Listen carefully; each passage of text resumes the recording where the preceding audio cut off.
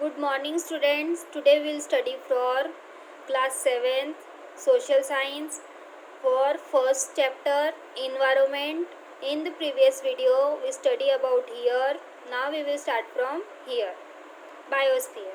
The biosphere include form of all life on the earth which support millions of plants, animals and other small organisms. मतलब कि जो biosphere है या जीव मंडल है उसमें जो सभी जीव जंतु है, अलग अलग प्रकार के छोटे मोटे छोटे बड़े जो स्मॉल ऑर्गेनिज्म हैं, प्लांट्स है, वो सब जीव मंडल पर ही निर्भर होते हैं.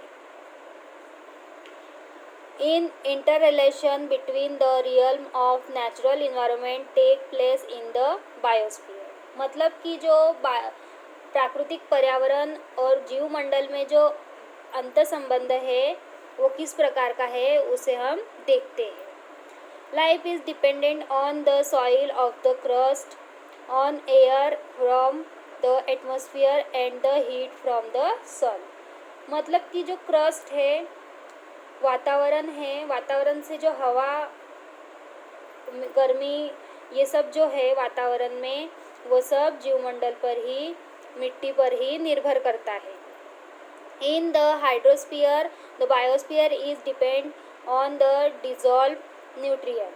मतलब कि जो जलमंडल है, जलमंडल में घुले हुए पोषक तत्व जो है वो जीवमंडल पर ही निर्भर करते हैं.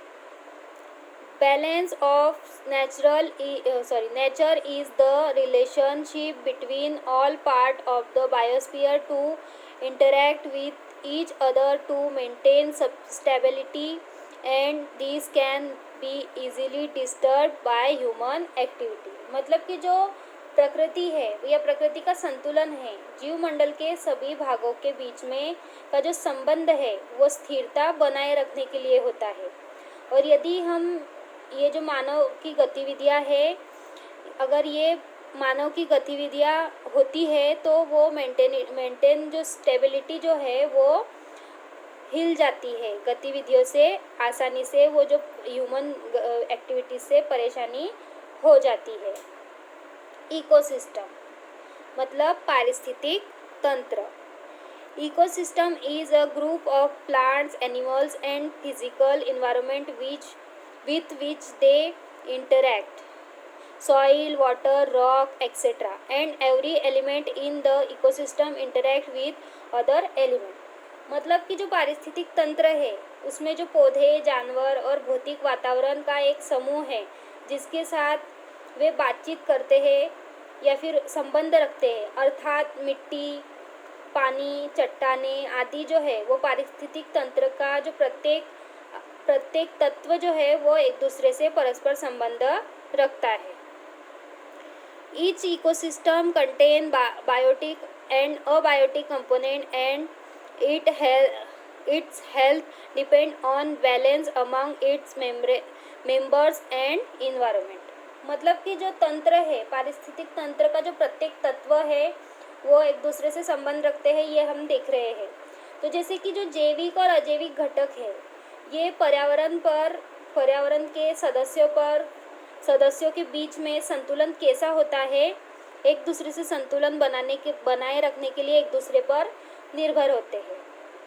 All the element of the ecosystem are tied together by the heat and light of the sun and the weather of that reason.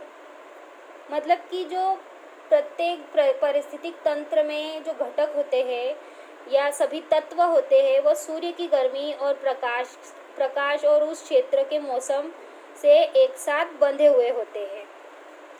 An ecosystem might be as small as pond or as large as desert. मतलब कि जो हमारा ecosystem है छोटे से छोटा या बड़े से बड़ा हो सकता है. छोटे से छोटा मतलब तालाब जितना भी या फिर रेगिस्तान इतना भी बड़ा हो सकता है. The largest ecosystem are known as specific kind of vegetation, tropical, rain forest,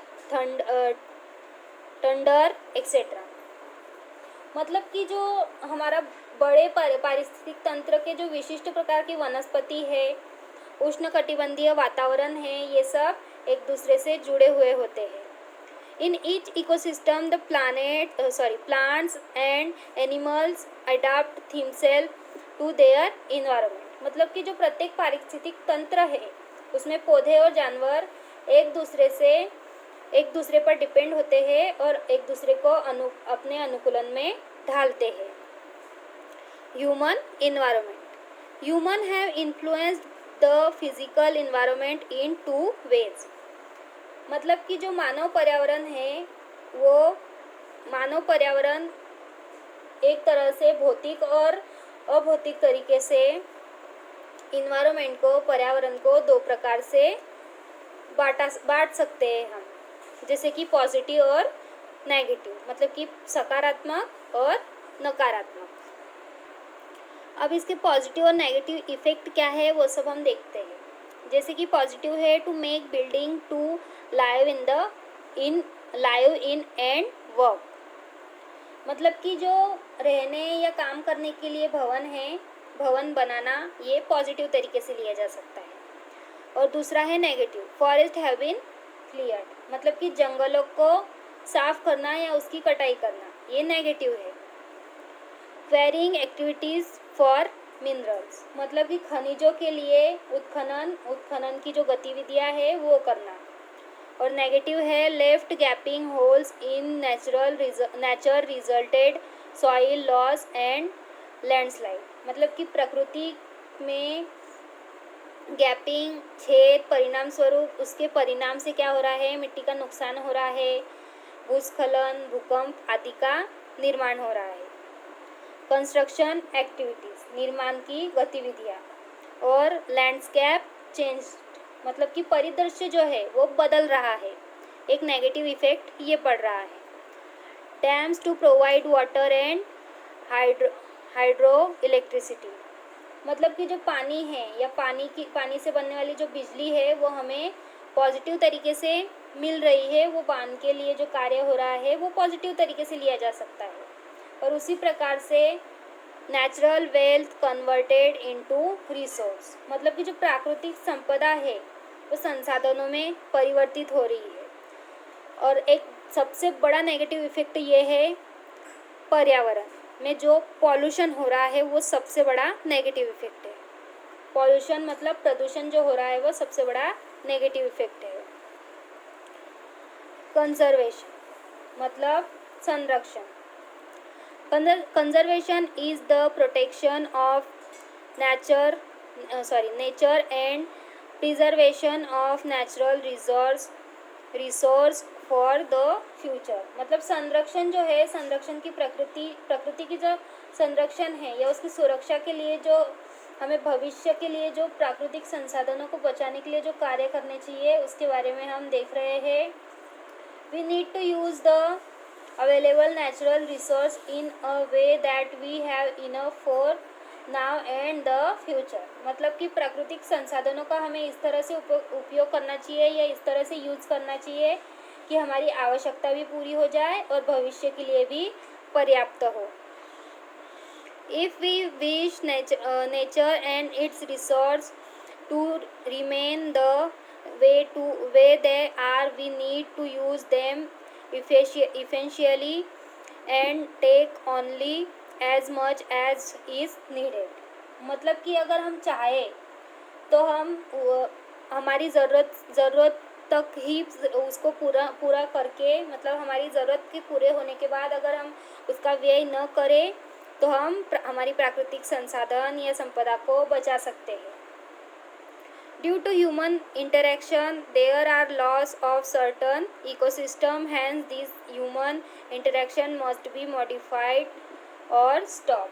मतलब कि अगर मानव संपर्क के कारण कुछ पारिस्थितिक तंत्र का नुकसान हो रहा है, इसलिए कुछ मानवीय संपर्क को संशोधित या बंद करना जरूरी है. The destruction of ecosystem has affected the balance of nature because each ecosystem sustain a deserved range of life which are interdependent. मतलब कि जो हमारी प्रकृति है उसमें संतुलन बनाए रखने के लिए, पारिस्थितिक तंत्र में जीवन एक विविध श्रेणी में बनाए रखने के लिए जो हमारे ज़रूरी कार्य है वो हमें करने चाहिए। मेथड ऑफ कंजर्वेशन मतलब कि संरक्षण के तरीके।